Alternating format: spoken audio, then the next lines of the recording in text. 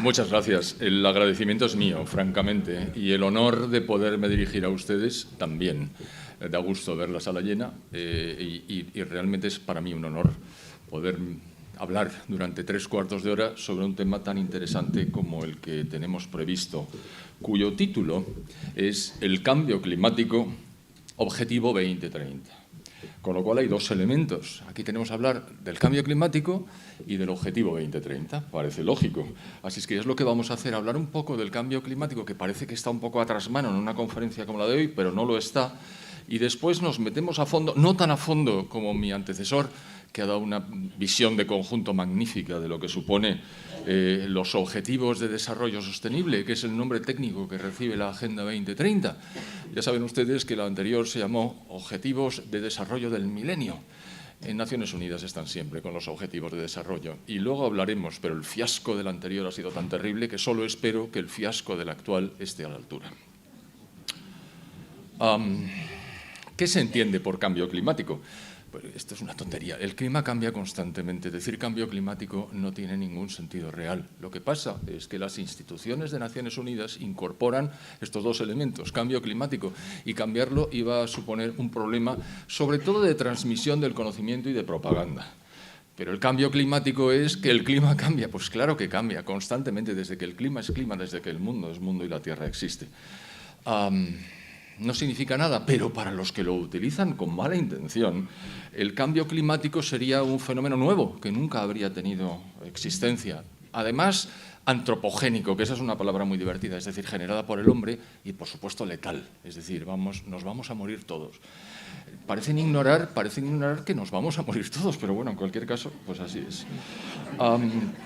Así es que no vale ya ni disrupción climática, ni el clima en ebullición. Antonio Guterres, el secretario general de Naciones Unidas, es muy imaginativo y ocurrente. Eso de llamar caos climático y ebullición a un día como el de hoy, verdaderamente he hecho trampa. Esto no es el clima, esto es el tiempo atmosférico. El clima es a mucho más largo plazo, pero es que es completamente absurdo. En fin, va a prevalecer el conjunto vacío que se llama cambio climático. ¿Y cómo es que digo que el clima cambia constantemente? Pues será porque cambia constantemente. Por ejemplo, Baja Edad Media, entre los siglos VIII y XIV. Hubo un periodo de grave calentamiento, tan grave que la población de Europa se multiplicó por 3, tan grave que toda Escandinavia era cultivable. Los que conozcan Escandinavia se darán cuenta de lo que eso significa. Y tan grave que hay una isla gigantesca en el norte que se llama Groenlandia, que significa tierra verde. ¿Por qué? Porque era verde, por ese calorcillo. Pero luego llegó un decaimiento de las temperaturas fuerte, al que se llamó la pequeña edad de hielo, y que tuvo lugar entre los siglos XV y XIX aproximadamente. El descenso de temperaturas que se inició con brusquedad provocó que las vides de Inglaterra, los viñedos, desaparecieran, que bajara el paralelo de producción de cereales, que los glaciares aumentaran en tamaño y que los ríos centroeuropeos, incluso el Támesis, se congelaran con relativa frecuencia. Y en 1850 empiezan a subir las temperaturas. ¿Y por qué insisto en 1850? Porque los calentólogos cogen esa fecha, la de que empiezan a subir las temperaturas, para decir, ¿veis? El ser humano está, con su actividad industrial y agraria, están calentando el clima de la Tierra a través de las emisiones de CO2. Pero lo que pasó es que, tal y como había habido una subida de temperatura en el Imperio Romano, en primer lugar, en segundo lugar, en la Edad Media, y en tercer lugar, a partir de 1850, estos son movimientos naturales del clima. El clima cambia. En el siglo XX, el incremento de temperaturas de la atmósfera ha sido de 0,6 grados centígrados en 100 años. Tampoco parece una crisis climática muy fuerte, pero ahí ha empezado el baile, precisamente en esa época. Ahora la Tierra es ligeramente más cálida que antes, pero no se sabe muy bien por qué, la verdad. Y dentro del siglo XX hubo calentamientos y enfriamientos que tampoco sabemos a qué obedecen, puesto que el elemento fundamental que argumentan las personas que sustentan la hipótesis del cambio climático es que es el CO2 en su constante aumento como consecuencia de la actividad del ser humano el que está provocando las variaciones al alza de temperaturas. Pero si en el propio siglo XX ha habido dientes de sierra, mientras el CO2 subía incesantemente, las temperaturas subían y bajaban absolutamente al margen del CO2, que probablemente no les gusta nada. Bueno, pues antes de 1998 no se había materializado una sistemática presentación del cambio climático como responsable. Los científicos decían que la temperatura había experimentado cambios siempre. Curiosamente, desde 1998 hasta 2015 y desde 2016 hasta 2023, la temperatura de la atmósfera se ha incrementado 0 grados centígrados. Y ya les digo yo que el crecimiento del CO2 se ha mantenido con los ritmos habituales. Es decir, esta correlación, más aún, esta causación que esta gente quiere imponernos, es decir, como el CO2 está calentando la atmósfera, reduzcamos el CO2, no para todos, ya lo veremos luego, reduzcamos el CO2, es algo que es del todo insostenible y no refleja la realidad. He dejado un hueco entre 2015 y 2017. ¿Qué pasó? Que vino el Niño. ¿Y quién es el Niño? Pues el antagonista de la niña. ¿Y quién es el Niño? Bueno, es el responsable del calentamiento de las capas superiores del agua en el Pacífico Oriental. No está teniendo lugar ningún calentamiento global, ni peligroso, ni pacífico, ni nada. Y aunque no lo tengo escrito, aprovecho para decirles que si hay algo peligroso, es el enfriamiento. El enfriamiento acabaría con todos nosotros con mucha facilidad. Ayer, que estaba haciendo una presentación en la radio, estuve comentando que se ha establecido, y nadie lo discute, que la gente en todo el mundo muere 10 veces más por frío que por calor. Y eso no se discute porque es exactamente así, es un hecho. Y entonces la persona que me estaba entrevistando dice, perdona, acaba de salir un dato nuevo, no son 10 veces, son 20 veces más. Es decir, la gente se muere de frío. Difícilmente se muere de calor, pero eso sí, en los medios de comunicación de masas verán constantemente el golpe de calor acabó con Periquito que estaba trabajando en el exterior cuando la temperatura... Y es verdad, hay que protegerse, el golpe de calor es peligroso, pero eso no tiene nada que ver con el clima, solo faltaba. ¿Dónde empieza todo esto? En el efecto invernadero. ¿Qué es el efecto invernadero? El que nos da la vida. Si no hubiera en la Tierra efecto invernadero, que está inducido por los gases de efecto invernadero, la temperatura media sería de 17 bajo cero. A 17 grados bajo cero no habría vida. Afortunadamente contamos con los gases de efecto invernadero, el primero de los cuales, el más importante, que es el 95% de todos los gases de efecto invernadero, es el vapor de agua. Y en segundo lugar, el CO2. El vapor de agua es el 95% de la totalidad de los gases, luego está el CO2 con 3,7 y luego está, esto lo ha mencionado don Alberto Bárcenas al hablar de las vacas, el metano, el óxido nitroso, los clorofluorocarbonos, pero son no trazas, pero casi testimoniales. Pero, en un momento dado, tres norteamericanos científicos, publicaron en Nature, que es una revista científica, en 1998, un artículo que se conoce como el palo de hockey. Y lo que hicieron fue decir, miren ustedes, desde el año 1000 hasta el año 1850 la temperatura no se ha movido. Eso es completamente falso, pero lo dijeron. Pero luego crece vertiginosamente como consecuencia de la revolución industrial. Ergo, hay una correlación entre CO2 y temperaturas. Más allá todavía, hay una causación. El CO2 provoca el incremento de temperaturas, como en el efecto invernadero. Efectivamente, el efecto invernadero es que llegan las emisiones de onda corta de los rayos solares, golpean la Tierra y cuando van a salir, los gases de efecto invernadero, cual mantita o edredón, impiden que salga la totalidad de ellos y nos mantienen a esa temperatura tan estupenda que es de 14 grados de media en la Tierra, que permite la vida, no solo permite la vida, si somos ya más de 8.000 millones, vaya exitazo, algunos quieren acabar con él. Bueno, entonces, el palo de hockey es falso como un duro de madera. Ahora hablaremos del IPCC. El IPCC es un organismo que luego mencionaré, pero que en su tercer informe, hace informes cada 5 o 6 años aproximadamente, presentó el palo de hockey como diciendo, ven ustedes, el ser humano es el culpable. Les duró 5 años. En el cuarto informe retiraron el palo de hockey por tramposo. Hasta el IPCC, que es el epítome de la trampa organizada por Naciones Unidas, ha retirado el palo de hockey por falso. Casi no voy a profundizar. Pero ¿y el CO2? El CO2 está aquí. Ustedes lo saben. Bueno, perdonen, el CO2 está aquí. La concentración de CO2 en la atmósfera es de 424 partes por millón. Aquí hay entre 2.000 y 3.000, y si seguimos con la puerta cerrada, 4.000. ¿Algún problema? Ninguno. ¿Saben cuál es la concentración del CO2 en nuestros pulmones? 40.000 partes por millón. Así es que no les metan miedo con el CO2, que daño no les va a hacer. No va a hacer daño, pero va a subir la temperatura. No, pues la temperatura no hay correlación entre incremento de CO2 e incremento de temperaturas. Lástima que no tengo aquí el PowerPoint donde aparecen los gráficos que son definitivos, pero bueno, no tiene mayor importancia. Bueno, por cierto, el propio IPCC, en su tercer informe, famoso tercer informe, donde apareció el palo de hockey, también decía cuál era el porcentaje de CO2 antropogénico que estaba dentro de la totalidad del CO2, que a su vez es el 3,7 de los gases de efecto invernadero. ¿Y qué dijo el IPCC? Aquí lo veo. Porcentaje natural del dióxido de carbono, 97,1%. Porcentaje antropogénico, 2,9%. Pero es el humano el que está calentando la temperatura, el natural no. ¿Qué pasa? ¿Que son distintos? No, las moléculas son las mismas. Y entonces, ¿cómo pretende usted que yo me crea esto? Es muy fácil. También ha desaparecido ese cuadro de los registros del IPCC. Bien, así es que queda claro y que debe quedar muy claro que no hay ninguna correlación entre CO2 e incremento de temperaturas. Lo que sí es un elemento fundamental y decisivo es precisamente el vapor de agua, es decir, el 90% de los gases de efecto invernadero. Y además el forzamiento del vapor de agua es mayor, este palabra lo explico ahora, mayor que el del CO2. ¿Qué es el forzamiento? La capacidad de calentar que tiene una molécula de agua en comparación con una molécula de CO2. ¿Cuál es la que más, de todos los gases de efecto invernadero, cuál es el gas que más forzamiento tiene? El óxido nitroso.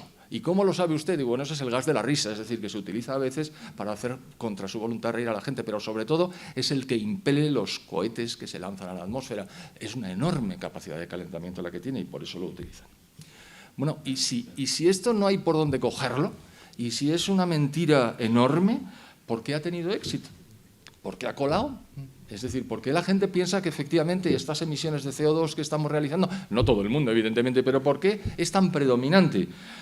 Pues por varias razones. La primera es porque es muy sencillo, todo el mundo entiende que es un invernadero. Un invernadero es una cosa de cristal donde se pone, entra el sol, se mantiene la temperatura interior y las plantas crecen, y crecen mucho mejor que fuera. ¿De cuándo acá los holandeses iban a producir tomates con el clima que tienen si no fuera por los invernaderos que utilizan?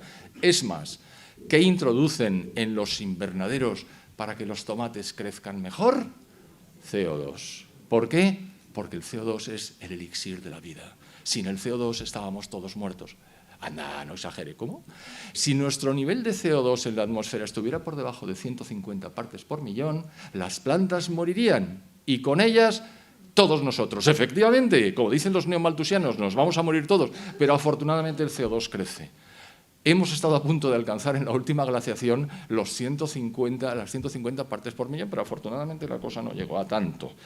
Así es que, idea sencilla e intuitiva, un apoyo monstruoso por parte, no ya de Naciones Unidas, sino de prácticamente todas las instituciones de este mundo, y ahora contaré quiénes son los que lo apoyan, por los líderes que lo empujaron desde el principio, empezando por Al Gore, que es un tipo con una capacidad de comunicación absolutamente fascinante, y porque la naturaleza tiene horror al vacío.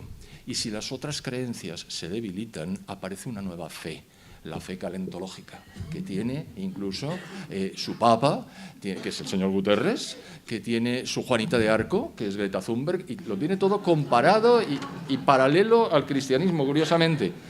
Y un elemento fundamental, ¿es el ser humano el culpable con sus emisiones de CO2 del calentamiento? No, no, el ser humano blanco y occidental.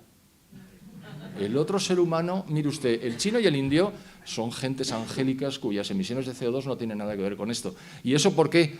Es que sus gobiernos no se dejan.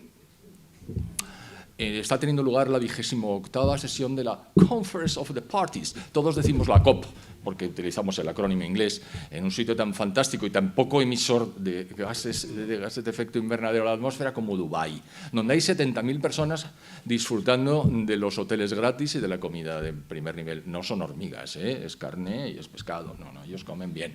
Y en esa conferencia de las partes se está diciendo que tenemos que hacer un esfuerzo adicional. No me meto en ello porque no acabaríamos. Y llega a India y dice, que con nosotros no cuenten, nosotros vamos a seguir construyendo centrales de carbón como si no hubiera un mañana, porque como somos pobres y sabemos que la energía es el fundamento de las sociedades, nuestra población va a tener energía. Ustedes pueden decir misa, y nunca mejor dicho, esas misas laicas que se gastan, pero nosotros vamos a seguir quemando carbón. Los chinos hacen así, pero queman carbón igualmente, con lo cual es exactamente lo mismo. Esta es la parte del clima, y ahora viene la parte del organismo diabólico que se llama la Organización de Naciones Unidas. ¿Que por qué es un organismo diabólico? Pues que con lo que hemos oído antes ya nos podemos hacer una idea de efectivamente por dónde van, pero no voy a tocar el tema desde la perspectiva del cristianismo, sino de la perspectiva de la manipulación. ¿Cuándo nació Naciones Unidas? Pues Naciones Unidas, como sabrán ustedes, nació en 1945. Termina la Segunda Guerra Mundial y como consecuencia del fiasco espantoso en el que había incurrido la Sociedad de Naciones, que estaba mal concebida, estaba mal desarrollada y además se enfrentó con los dos totalitarismos más salvajes que ha habido en el siglo XX, es decir, el comunismo en la Unión Soviética y el nacionalsocialismo en la Alemania después de la República de Weimar. Aquellos se enfrentaron a muerte y ni Sociedad de Naciones ni gaitas. La Sociedad de Naciones no funcionó, pero sobre todo no funcionó porque el que la propuso, que era el presidente norteamericano Woodrow Wilson, no consiguió que el Senado norteamericano diera el visto bueno para que Estados Unidos participara, con lo cual Estados Unidos no participaba y tampoco podía financiar oficialmente. Y además, bueno, yo la historia la cuento con detalle en mi blog. Voy a hacer una cuña publicitaria. Mi blog se encuentra, si ustedes ponen José Ramón Fernández, ahí aparece mi blog, que es un blog reaccionario. Reaccionario porque reacciono. Y ahí verán la historia de la Sociedad de Naciones. Bueno, pues termina la guerra y los vencedores de la guerra, que son, digamos, los aliados, organizan en San Francisco una nueva entidad muy parecida a Naciones Unidas, que ve la luz el 24 de octubre del 45. Recuerden que la guerra ha terminado en septiembre en el Teatro del Pacífico y en mayo en el Teatro Europeo, es decir, muy recientemente. Objetivo: la paz y la seguridad entre las naciones, pero sí es lógico. O sea, que si quiero montar una organización supranacional será para algo. 193 miembros ahora, en su día solamente 55. Decía don Alberto Bárcena que seguramente Naciones Unidas ha conseguido algo. Sí, da de comer magníficamente a las personas, enorme cantidad de personas les dan muy bien de comer, les paga maravillosamente. Pero de las 71 intervenciones de conservación de paz que ha tenido, ni una sola ha tenido éxito. Y cuando lo ha tenido, no ha sido por Naciones Unidas. Es decir, es un organismo que no cumple su función. Son centenares de organismos, la mayor organización del mundo. Y como las críticas crecían, decidieron en el año 2000, aprovechando que el milenio estaba en puertas, ya había entrado, perdón, el año 2000 ya es el siglo XXI, decidieron crear los 8 objetivos de desarrollo del milenio, aprovechando que el milenio pasaba por allí. Ellos son partidarios de dar objetivos y metas. Bueno, pues 8 objetivos y 17 metas, una cosa razonable. A 15 años vista. ¿Qué pasó? Pues que llegó el año 2015 e hicieron balance. El fracaso más absoluto. Solamente una meta de un objetivo se llegó a cumplir y como cuando se acontece que se encuentra la paz en un enfrentamiento, tampoco fue Naciones Unidas el que lo consiguió. ¿Y cuál fue? Pues lo leo. Una meta del objetivo número 1, erradicar la extrema pobreza y el hambre. ¿Se han dado cuenta de que ahora lo que quieren erradicar no es la extrema pobreza, sino la pobreza en los que tenemos ahora vigentes? La verdad es que son bastante ignorantes. La pobreza no se puede erradicar por definición, porque por definición, salvo que seamos todos idénticamente iguales, habrá unos más ricos y otros más pobres, aunque sea poco. Bueno, pues los más pobres serán más pobres, es decir, habrá pobreza, aunque seamos todos muy ricos, es decir, ni siquiera conceptualmente han cogido la cosa. Pero bueno, lo que hizo fue erradicar la extrema pobreza y el hambre, patentizados, y esto lo cuantificaban, en que la mitad de las personas tuviera ingresos per cápita superiores a 1,25 dólares por día. Eso se logró. Pero se logró porque tanto la República Popular China como la India se incardinaron en los movimientos de globalización, a diferenciar del globalismo, que son cosas distintas. Hablan del globo, pero la globalización es permitir que las empresas actúen libremente, sin obstáculos y sin trabas, para desarrollar el comercio internacional y emitir y recibir inversión extranjera directa. Eso es globalización y eso ha generado un salto en la riqueza de todos los países del mundo como nunca antes se había visto en el desarrollo de las sociedades. Ha sido magnífico. Eso fue lo que consiguió que saliera tantísima gente de la pobreza y no Naciones Unidas. Es decir, el enriquecimiento que procura y permite la economía de mercado, y si quieren se lo digo de otra manera, la economía capitalista, y si quieren se lo digo todavía más directamente, el capitalismo. Esto no puede seguir así. Esto en Naciones Unidas tiene que hacer algo. Y en un momento dado, en 1968, fíjese si me remonto, un meteorólogo sueco, inducido por supuesto, que se llamaba Bert Bolin, dice, oye, vosotros del ECOSOC, es decir, el Consejo Económico y Social de Naciones Unidas, ¿por qué no convocáis una conferencia para hablar de la interacción entre el ser humano y el medio ambiente? Y Naciones Unidas dice, me alegro de que me haga esa pregunta. No es porque yo ya he dicho que me la hiciera, pero bueno, me alegro de que me la haga. La Asamblea General de la ONU decide que en 1972, efectivamente, hay que hacer una reunión específica de la que ahora hablaremos, con este fin. Pero antes, para que se vea lo de la asociación público-privada, se funda el Club de Roma, que ustedes conocerán seguramente. Y los que lo fundaron fueron miembros del grupo Morgenthau, estos grupos ricos que operan en la semipenumbra, porque esto se inició en una residencia de John Rockefeller en Bellagio, en Italia, y dijo, hay que buscar soluciones para la paz y la prosperidad del mundo. 1968. Hay que establecer un orden nuevo. Así enlazo con la presentación anterior, que ya digo, ha sido magistral porque ha establecido el patrón por el cual vamos a desarrollar las siguientes.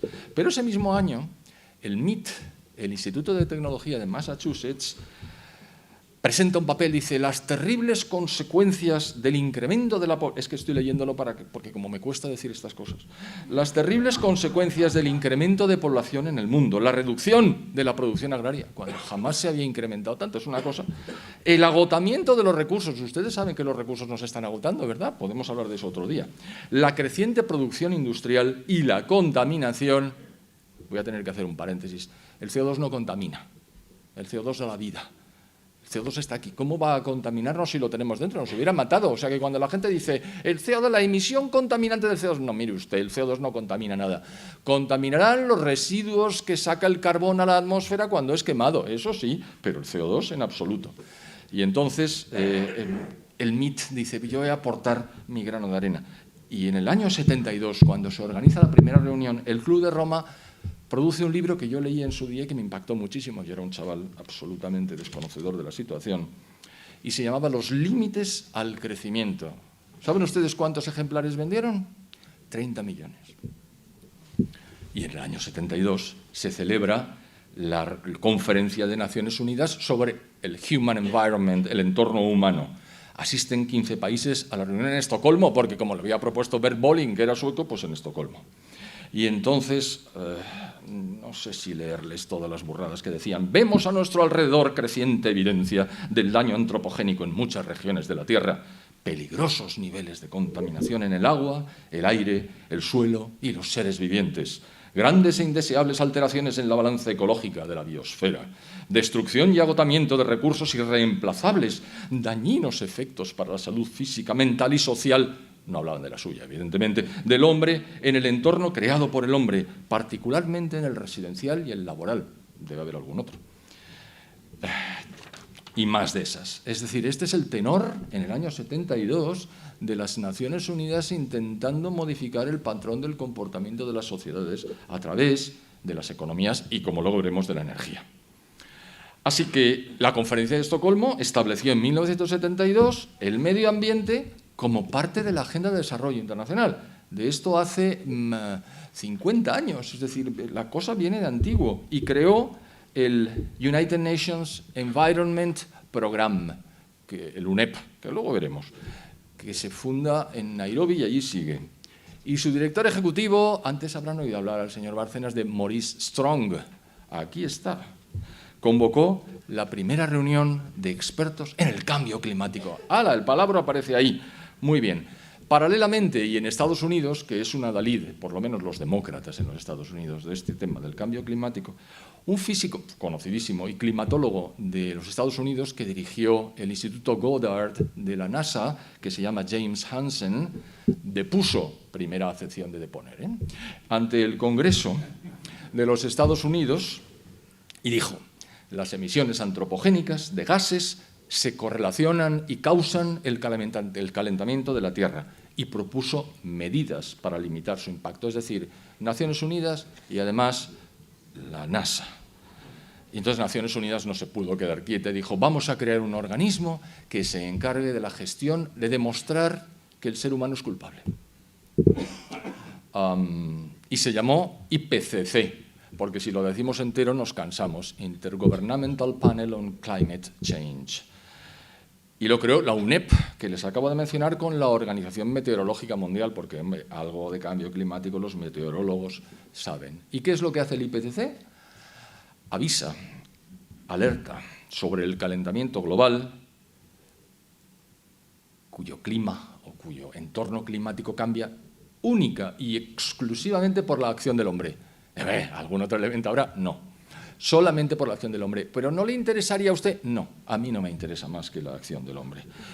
Y así voy a hacer informes, que lleva 8, aunque ellos dicen que llevan 6, pero son 8, aunque no les llaman informes, pero tienen la misma entidad, envergadura, longitud y plazo que los informes, y ha realizado ya 8. Les he hablado bastante del tercero. Bueno, pues hay 8. El último de 2023. Y todos con mucha alarma, que nos vamos a morir todos, que hay que hacer algo. Incluso algunos se ha pasado diciendo, ya no hay nada que hacer. ¿Cómo que no hay nada que hacer? Pues cállese y déjenos en paz, hombre. No, le hicieron callar rápidamente. Y claro, el apoyo es completo. Organismos de todo tipo, instituciones, universidades, centros de investigación, foros, blogs, agencias, asociaciones, los estados. Una legión de activistas medioambientales liderados al principio por Al Gore.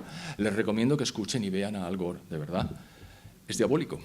Es decir, incluso tiene el aspecto de cuando era más joven, ahora ya tiene el pelo blanco, pero cuando tenía el pelo negro, el padre de los Adams, alguno de ustedes se acordará,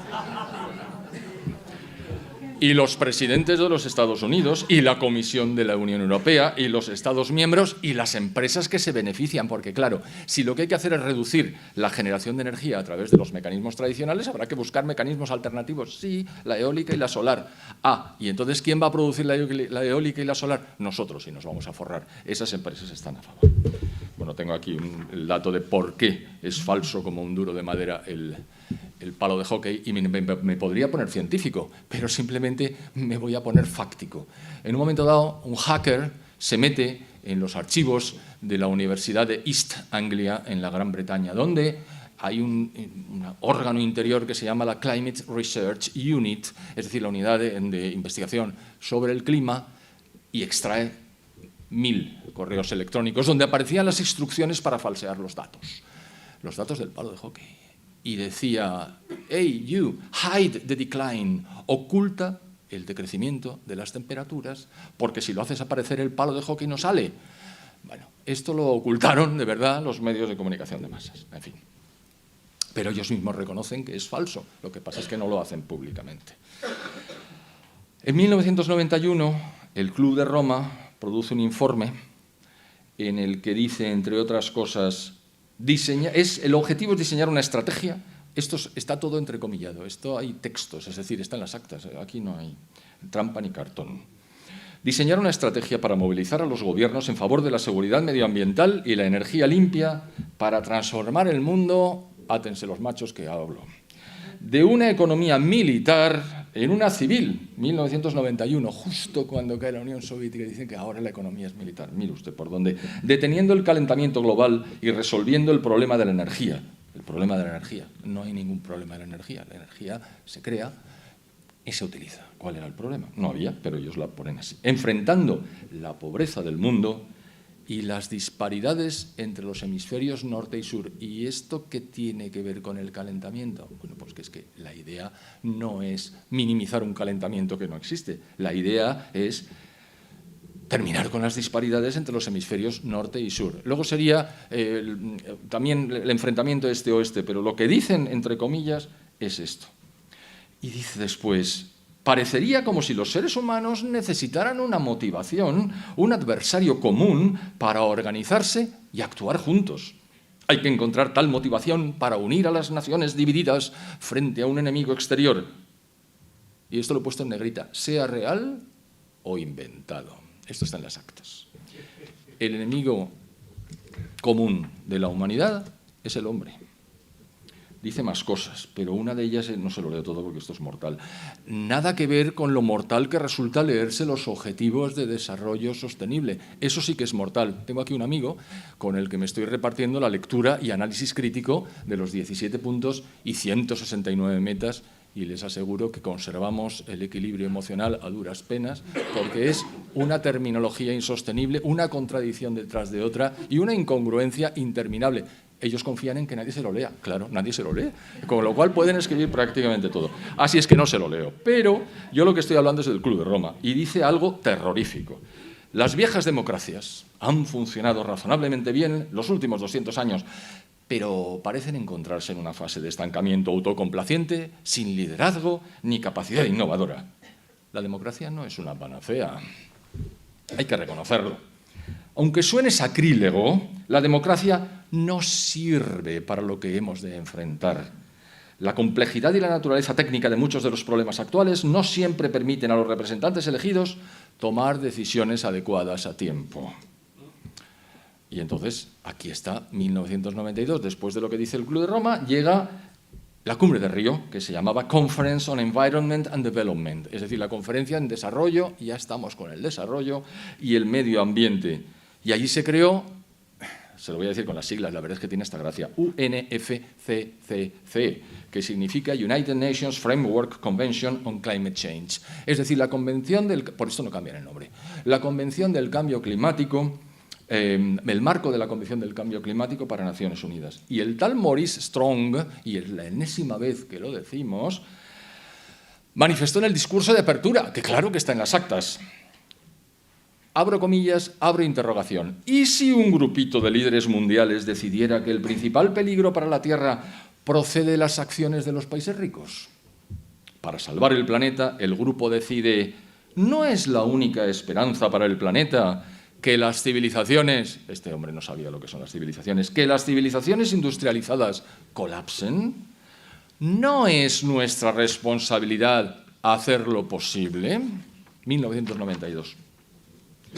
Año 2000, la ONU lanza la Estrategia de Objetivos de Desarrollo del Milenio, que no tiene nada que ver con la búsqueda y obtención y logro de la paz entre las naciones, que es su objetivo primigenio. Pero como ahí no consigue nada, no rasca y además tiene que continuar creciendo, dice, pues vamos a hacer los objetivos. Y esto tiene un predicamento tremendo.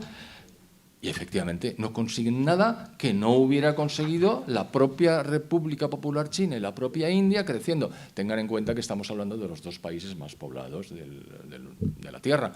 Es decir, el primero con mucho es la India, con mucho, que tiene unos 1.470 millones de habitantes y que hasta 1991 había ido del bracete con la Unión Soviética porque tenía una alianza estratégica. Implosiona la Unión Soviética y los indios dicen, ¿y ahora?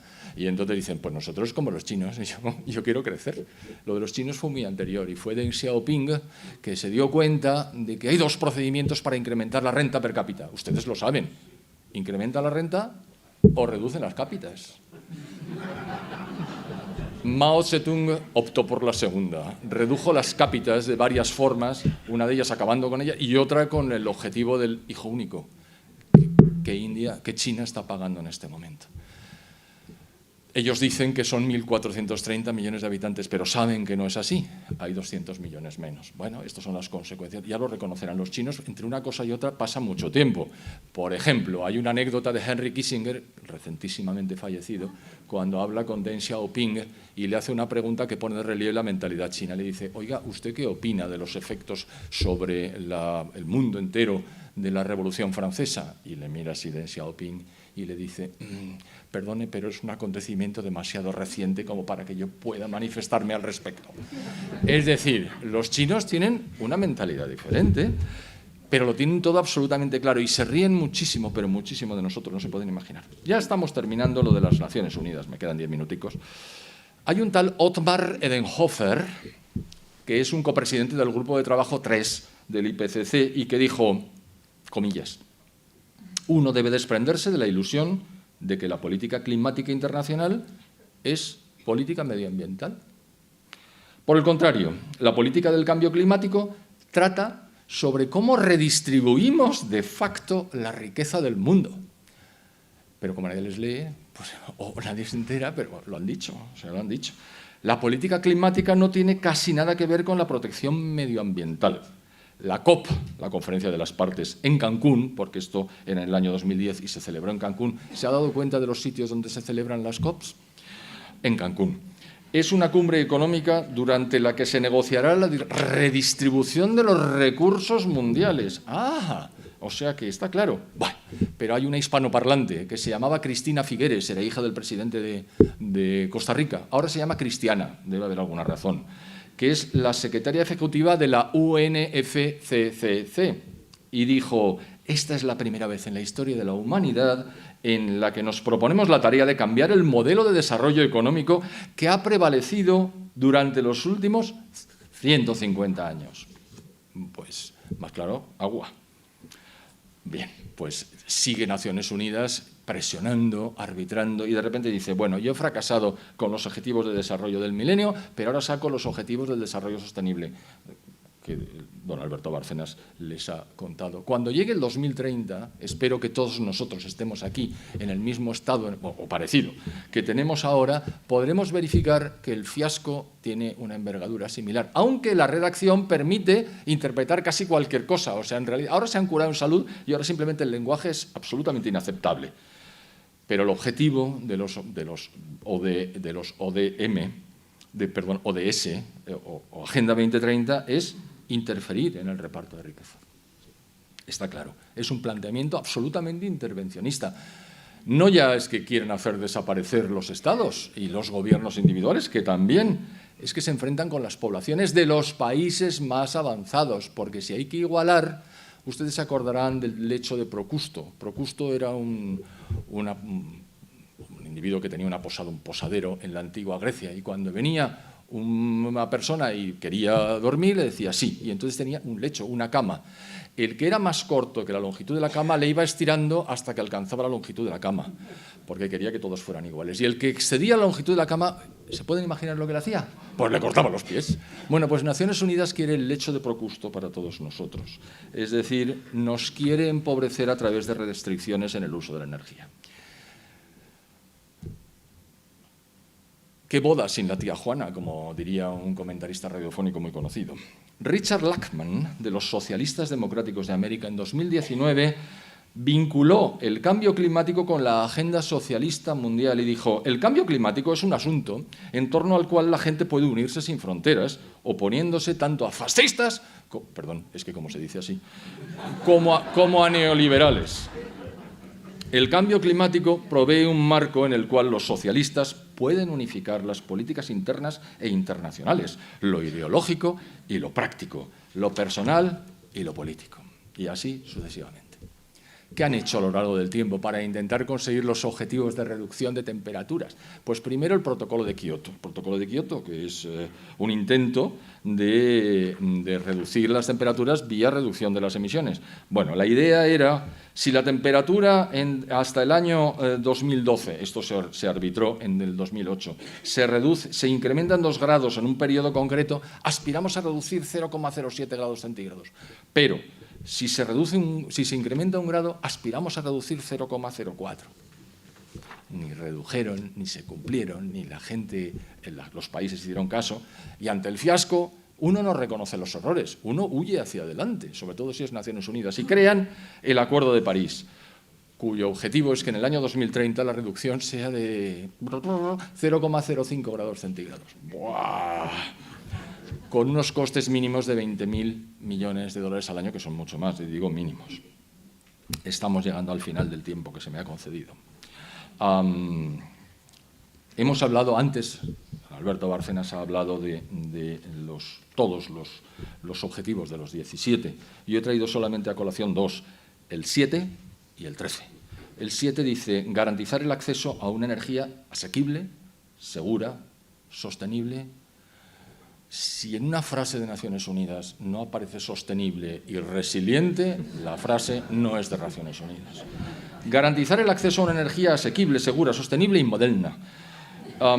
Meta 7.1, garantizar el acceso universal a la energía. Claro, uno lee estas cosas y dice, qué bien, que todo el mundo tenga acceso a la energía. Dice, pues sí, pero ¿cómo? Bueno, eso ya los técnicos lo discuten. Aumento de las energías renovables. A ver, Y cuando no sopla el viento y no luce el sol, bueno, pero para eso están las centrales de respaldo. Pero esas queman gas. Bueno, no, pero también estaría la energía hidroeléctrica si resulta que conseguimos que haya unas presas en un elemento superior, en una altura, una cota superior, y entonces cuando sobre energía subimos el agua y cuando haga falta de energía la dejamos caer, mueve la turbina y genera energía. Ah, está muy bien eso, sí, pero ustedes nunca hablan de eso. Hablamos nosotros que conocemos de qué va el tema. Ya, bueno, pues entonces vamos a intentar duplicar la tasa de eficiencia energética. ¿Usted sabe lo que significa eficiencia, muchacho? Es que eficacia y eficiencia son cosas muy distintas. Eficiencia es conseguir los mismos objetivos con pocos costes o en poco tiempo o en poco tiempo. Pero con las renovables se consigue todo lo contrario. Es inherentemente ineficiente. Eficiente es la energía hidroeléctrica, eficiente es la energía nuclear, pero desde luego la eólica y la solar no lo son. ¿Y el objetivo 13 qué dice? Pues cambio climático, punto, acción por el clima. Fortalecer la resiliencia, ya les había dicho, fortalecer la resiliencia y la capacidad de adaptación a los riesgos relacionados con el clima y los desastres naturales en todos los países. Es que no hay más desastres naturales, es que no hay más muertos como consecuencia de los que queden desastres naturales que siga habiendo. Bueno, pero en la meta 13.3 dice mejorar la educación, la sensibilización y la capacidad humana e institucional respecto de la mitigación del cambio climático. Ese que es natural hay que mitigarlo. La adaptación a él, la reducción de sus efectos y la alerta temprana. ¿Se han fijado que la alerta temprana la ponen al final? Coño, pues si la alerta viene al final, ya no es alerta, ya es simplemente recoger los trozos. Pero es que ni la redacción, es una cosa impresionante. En fin, todo esto no es gratis, ¿eh? Todo esto tiene consecuencias que son buscadas, porque la idea es redistribuir, pero redistribuir empobreciendo, no redistribuir enriqueciendo, como la globalización, que es algo que Naciones Unidas nunca dirigió.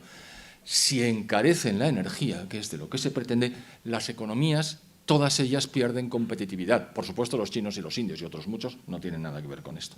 Y se reducen las producciones relativas porque ya no eres competitivo, ya no puedes vender, desde luego no exportas, a menos que tengas un nicho específico en lo que tu producto, aunque sea mucho más caro, lo consigas vender.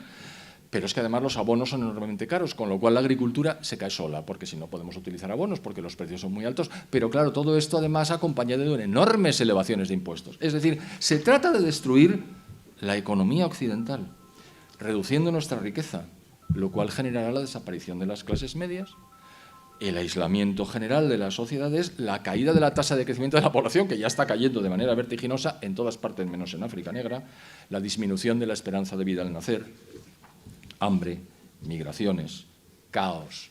Esto ya no sigo, porque evidentemente cuando las sociedades pierden riqueza y la gente empieza a sufrir las consecuencias, la paz social desaparece. Pero claro, todo esto va a afectar a Occidente. Las consecuencias son de orden geopolítico, fundamentalmente. Por supuesto, Europa, que estamos ya en el último escalón, el penúltimo, todavía podemos caer, de descenso de importancia en el mundo, todavía perderemos más importancia. Y si piensa la UE, la Unión Europea, que el Brexit no se va a repetir, yo aquí soy mucho más optimista. Optimista quiere decir que implosione la Unión Europea, perdón. Entonces, si sale la Gran Bretaña, los suecos están absolutamente hasta las narices, los holandeses han visto ustedes cómo votan, los húngaros porque no pueden. País que no esté en la Unión Económica y Monetaria tiene en su mano salirse de la Unión Europea y el desastre para la Unión Europea sería completo. Por supuesto, eso supondría un fortalecimiento temporal de China y en la India, pues como siguen creciendo vertiginosamente. Me queda un minuto. ¿Y qué hacemos? Porque todo esto, el diagnóstico parece que es este más o menos. Podemos compartir los detalles o no.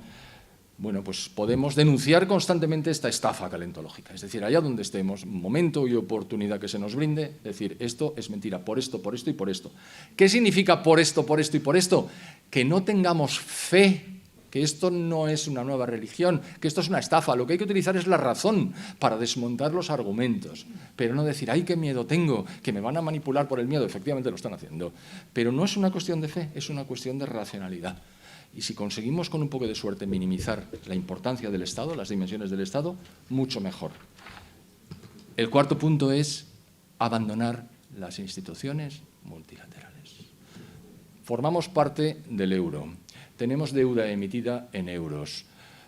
Como si saliéramos del euro, la nueva peseta tendría que devaluar respecto de la situación en la que nos encontramos ahora, nunca podríamos pagar la deuda. Es verdad que no la vamos a pagar nunca, a ver si van a pensar ustedes que vamos a pagar alguna de la deuda. La deuda es perpetua y creciente, como se ve por las decisiones que se adoptan. Pero en todo caso sería absolutamente impagable y entraríamos en quiebra, y como habría que salirse también del Fondo Monetario Internacional, a ver quién nos iba a valer. Es decir, nosotros no nos podemos salir de la Unión Europea, pero de la ONU sí, sin coste. No hay que pretender que la ONU desaparezca. Ellos no van a desaparecer.